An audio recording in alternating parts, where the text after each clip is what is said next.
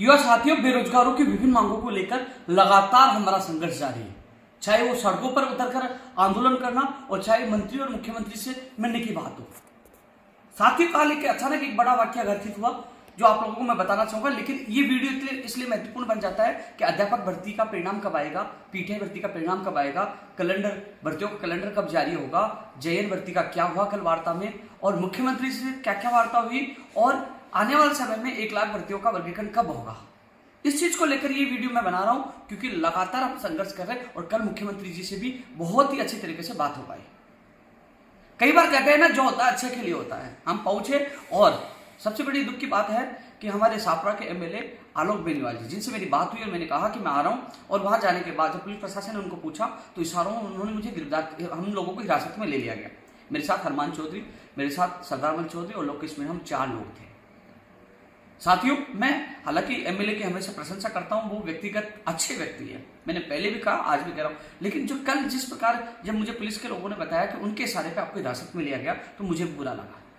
लेकिन कहते हैं ना, भगवान जो करता अच्छे के लिए करता है। हिरासत में लिया, सोशल मीडिया पे हंगामा हुआ और माननीय धर्मेंद्र राठौड़ जी से मेरी बात हुई और मैंने उनके सामने बात रखी कि हम ऐसे मिलने आए थे और ये शाहपुरा है। मैंने सोचा कि मेरे गांव में मुख्यमंत्री आ रहे तो मैं मिलूं, मैं युवाओं की तरफ से मिलूं, युवाओं की बात रखने के लिए आया था, ना कि विरोध करने आया था। जबकि उन्होंने ये कहा कि विरोध करने आए और मुझे पुलिस के द्वारा हिरासत में लेकर अमृतसर थाने में 1 घंटे के लिए हम 4 साथियों को बिठा दिया।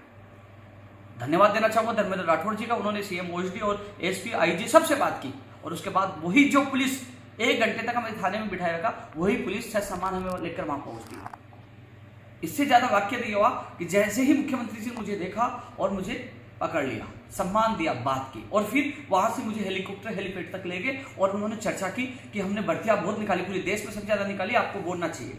मैंने कहा भर्तियां निकाली है, लेकिन 1 लाख प्रतिदिन भर्तियां भी हैं और 1 लाख भर्तियों का वर्गीकरण जारी आना, यह आपकी घोषणा अच्छी है और हम युवा बेरोजगार महासम्मेलन कर रहे हैं, आपको हम बुलाना चाहते हैं, आमंत्रित करना चाहते हैं। वो न्योता भी दिया और साथियों, आपने देखो कि लगातार मैं आप लोगों की आवाज उठा रहा हूं। उसमें 48,000 पदों पर तृतीय श्रेणी शिक्षक भर्ती है और 5546 पदों पर पीटीआई भर्ती है। इसके अलावा अलग अलग विभागों में 1 लाख भर्तियां प्रतिदिन है, जिनको आचार संहिता से पहले मैं पूरी करवाना चाहता हूं। मजबूती से माननीय मुख्यमंत्री जी के सामने बात रखी साथियों।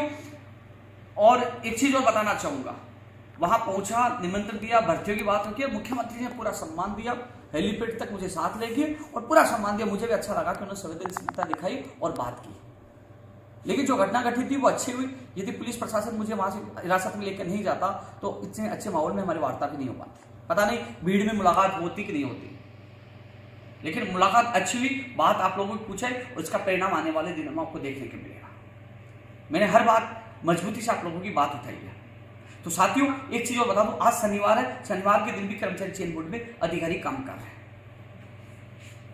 सीएम साहब से मुलाकात के माननीय चेयरमैन मोदी जी, कर्मचारी चयन बोर्ड के चेयरमैन मोदी जी से मैंने निवेदन किया था कि 31 मई से पहले दोनों परिणाम आ जाए। उन्होंने कहा यस, यानी कि जब शिक्षा मंत्री जी ने फोन किया था मई के एंड में या जून के प्रथम सप्ताह में उन्होंने परिणाम जारी करने की बात की थी, लेकिन कल मुख्यमंत्री जी से मुलाकात की है और आज मैंने फिर और बात की है। यानी कि जो लगातार प्रयास कर रहे हैं, मुझे लग रहा है कि प्रयास रंग लाएंगे, यानी कि उम्मीद है कि मई महीने में इसका परिणाम जारी हो जाएगा, पूरी उम्मीद है। और यदि जून का प्रथम सप्ताह भी लग जाता है तो हमें कोई दिक्कत नहीं, क्योंकि मुख्यमंत्री जी और मुख्यमंत्री के अधिकारी की मंशा है कि जुलाई अगस्त तक इनको, यानी कि सितंबर तक, यानी कि आचार संहिता अक्टूबर में लगेगी, उससे पहले इनको स्कूलों में भेजने का सरकार का उद्देश्य है। जो हम प्रयास करें वो प्रयास सफल होते नजर आ रहे हैं। साथियों, एक चीज और मैं बताना चाहूंगा, लोग सवाल उठाते हैं मुख्यमंत्री जी से मिलना, वहां जाके पुलिस की हिरासत में रहना, इस गर्मी में 1 घंटे थाने में बैठे रहना और जाना और युवाओं के जाकर उनके अधिकारों की बात करना, इससे ज्यादा आदमी क्या संघर्ष कर सकता है। इस गर्मी में उस दिन भी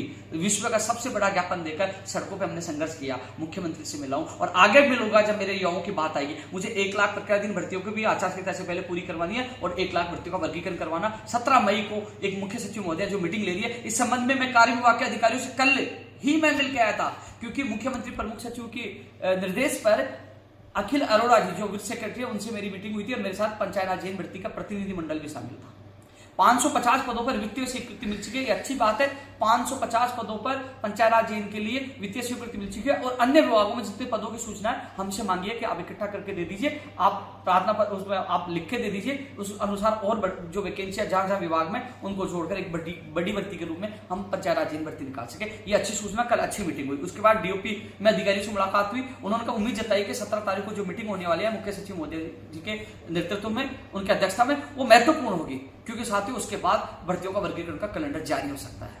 सरकार की मंशा है और कल मुख्यमंत्री जी के सामने ये मैंने बात रखी है। साथियों उसके अलावा पीटीआई भर्ती का परिणाम भी इस महीने में आएगा, जल्द आएगा, और जुलाई में वो लोग जून एंड या जुलाई में वो लोग स्कूलों के अंदर रहेंगे। 7 जून को होने वाले प्रोग्राम में पीटीआई और थर्ड ग्रेड जो तृतीय श्रेणी शिक्षक भर्ती के अध्यापक वहां मुख्यमंत्री को धन्यवाद देने भी आएंगे और अपना नियुक्ति कैलेंडर जारी करने की मांग करने भी आएंगे, क्योंकि 7 तारीख को मुख्यमंत्री जी के सामने उन अभ्यर्थियों को मिलाऊंगा कि साहब ये लोग अध्यापक भर्ती के या पीटीआई भर्ती के। 7 जून का प्रोग्राम ऐतिहासिक होगा, इसमें सरकार से लेकर तमाम नेताओं को हमने बुलाया है, क्योंकि युवाओं की आवाज बुलंद करना, युवाओं को न्याय दिलाना मेरा कर्तव्य है। तो पीटीआई भर्ती का भी परिणाम 31 मई से पहले आएगा, हो सकता है 20 और 30 के बीच में कभी भी आ जाए, लेकिन इसमें भी हमने एक स्पेशल रणनीति बनाई है, जो मैंने उन साथियों को बता दिया था। इस रणनीति के साथ हमें काम करना है, क्योंकि कई लोगों की मंशा इस भर्ती को अटकाने की है, लटकाने की है, रद्द कराने की है, और मंशा को कामयाब नहीं होने दूंगा। इसलिए उन लोगों ने कहा कि ये रणनीति आउट मत करना। मेरे जो कोर कमेटी के लोग पीटीआई भर्ती के उनको मैंने बता दिया है। तो कल की जो मीटिंग सुगत थी पीटीआई भर्ती के अभ्यर्थियों के लिए भी और अध्यापक भर्ती के अभ्यर्थियों के लिए भी। अध्यापक भर्ती के अभ्यर्थियों को मैं कहना चाहूंगा, आप लोग भ्रमित करने वाले और भर्ती लटकाने वालों से, रद्दी गैंग से बचकर रहे। कल मुख्यमंत्री जी के सामने आपकी बात मजबूती से रखी है, और आज जो मेरी आज ही बात हुई है, मैंने चेयरमैन साहब से निवेदन किया था और मैंने निवेदन किया कि साहब 31 मई से पहले परिणाम जारी हो जाए, तो जिससे हम 7 तारीख को मुख्यमंत्री जी का स्वागत करके और जल्द से जल्द जोड़ने की मांग रखेंगे। उन्होंने कहा ओके।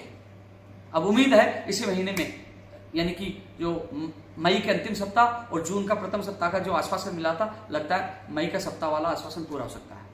यदि 2-4 दिन एक्स्ट्रा भी लग जाए तो हमें कोई दिक्कत नहीं, क्योंकि हमें ज्वाइनिंग जुलाई अगस्त तक लेनी है और उसके लिए आगे की तरफ हम बढ़ रहे हैं। साथियों एक सवाल यह था कि जो कई लोग 60,000 पदों पर पद बढ़ाने की मांग कर रहे थे। साथियों मैं मुख्यमंत्री प्रमुख सचिव और जॉइंट सेक्रेटरी से मिला हूं, आपका डेलीगेशन भी मिल गया, आप जाके पूछ लेना। मैंने हमेशा आपकी बात उठाई है। मैंने उनके सामने बात रखी, उन्होंने कहा विभाग में पद खाली नहीं। मैंने कहा 12,000 की घोषणा कैसे की? उन्होंने कहा जो रिटायर्ड होने वाले साल भर बाद उन लोगों को पदों की गणना करके हमने घोषणा की, अभी थर्ड ग्रेड की वैकेंसी अभी नहीं आने वाली, विभाग में पद नहीं है। उन्होंने कहा पद हम तब बढ़ा सकते थे, एक सेकंड ग्रेड का डीपीसी का मामला है, उस पर स्टे मिला हुआ, यदि वो हल हो जाता, डीपीसी हो जाती सेकंड ग्रेड का मामला का, तो कहने के वो पद हमें मिलते तो हम पद बढ़ाते, लेकिन वो मामला न्यायालय में लंबित, इसलिए पद नहीं बढ़ पाएंगे। तो मुझे मौका मिला, मैंने वहां बात रखी है, ये वीडियो सेव आप जाके कभी पूछ लेना। ऐसा नहीं कि मैंने 60,000 के पद बढ़ाने वाला साथ नहीं दिया, लेकिन जब उन्होंने साफ मना कर दिया, इसके बाद मैं इससे ज्यादा क्या कर सकता, लेकिन मैंने आपकी मांग रखी है। साथियों भर्ती परीक्षाओं का कैलेंडर आज काम चल रहा है कर्मचारी चयन बोर्ड में, कैलेंडर आज जारी हो जाए तो हो जाए, अगले वीक में भर्ती परीक्षाओं का, यानी कि आज की संभावना भी है, मैं आपको बता दूं शनिवार के दिन भी संभावना है। यदि काम हो गया तो आज, और काम नहीं हुआ तो फिर अगले वीक में भर्ती परीक्षाओं का, चाहे वो कृषि परीक्षक हो, चाहे पशु परिचारक हो, चाहे सूचना सहायक हो, चाहे संगणक हो, चाहे जूनियर अकाउंटेंट हो, चाहे एलडीसी हो, जो सीईटी में जो शामिल भर्तियों के साथ साथ बिना सीईटी में शामिल भर्तियों की परीक्षा तिथियों का कैलेंडर जारी हो जाएगा। यह आपके लिए अच्छी बात है। जो हमने धरातल पर 10 मई को हमने गर्मी में संघर्ष किया था, भर्ती परीक्षाओं का कैलेंडर जारी किया जाए, हमने संघर्ष किया था अध्यापक भर्ती और पीटीआई भर्ती का परिणाम जारी किया जाए, हमने संघर्ष किया था सीईटी सीनियर सेकेंडरी का परिणाम जारी किया जाए, वो भी जल्द जारी होगा। आज यदि 3 भर्तियों का अभी परिणाम जारी होना है तो आज है आने वाले वीक में, क्योंकि आज भी काम चल रहा है। मैं धन्यवाद देना चाहूंगा चेयरमैन मोदी जी को, कर्मचारी चयन बोर्ड के अध्यक्ष तमाम कर्मचारियों को, आज छुट्टी के दिन भी वो वर्क कर रहे हैं, कार्य कर रहे हैं। तो यह आज होता है तो आज, नहीं तो अगले वीक में, चाहे वो वीडियो या प्रयोगशाला सहायक का प्रोविजन परिणाम हो, चाहे सीईटी सीनियर सेकेंडरी का परिणाम हो, ये तत्काल आने वाले दिनों में जारी होंगे, आपको ये परिणाम देखने को मिलेगा। भर्ती परीक्षाओं का कैलेंडर भी तत्काल अब जल्द जारी होगा, यानी कि आज नहीं आने वाले वीक में जारी होगा। 1 लाख प्रत्याशी भर्तियों की 17 तारीख को मीटिंग है, नई भर्तियों की वर्गीकरण के लिए, जिसके लिए लगातार आपने देखा होगा सब भूल जो एक भी एमएलए भी नेता नहीं बोल रहा, लेकिन मैं लगातार आवाज उठा रहा हूं कि नई भर्तियों का विभाग वाइज वर्गीकरण हो। जो लोग पूछ रहे एसआई आएगी या नहीं आएगी, आरएस आएगी कि नहीं आएगी, और अलग पशुधन सहायक आएगी कि नहीं आएगी, थर्ड ग्रेड आएगी कि नहीं आएगी, फर्स्ट ग्रेड आएगी कि नहीं आएगी, ये अलग अलग चीजें लोग पूछ रहे हैं। तो विभाग वाइज वर्गीकरण हो जाएगा, तो सबको पता लग जाएगा मेरे विभाग में इतने पदों पर भर्ती आ रही है, उन लोग अपनी तैयारी में जुड़ जाएंगे। तो साथियों, सारी चीज जो हम लगातार संघर्ष कर रहे हैं धरातल पे, उसका परिणाम मिल रहा है। क्योंकि साथियों, बात करने वाले बहुत कम, 10 आदमी नहीं होते और वो केवल सोशल मीडिया पे शेयर बन जाते हैं, लेकिन यहाँ धरातल पे भी कर रहे हैं। और थाने में जब हिरासत में 1 घंटे रहने के बावजूद भी मुख्यमंत्री से मिलकर आपकी बात मैंने रखी है, आगे भी मैं रखता रहूंगा, क्योंकि मेरा लक्ष्य है 1 लाख प्रक्रियाधीन भर्तियों को पूरा करवाना, 1 लाख भर्तियों का वर्गीकरण करवाना। प्रक्रियाधीन भर्तियों में प्राथमिक तौर पर अध्यापक भर्ती, पीटीआई भर्ती और तमाम जो भर्तियां जो प्रक्रियाधीन है उनको पूरी करवाने का मामला साथ में है। साथियों, चयन भर्ती के लिए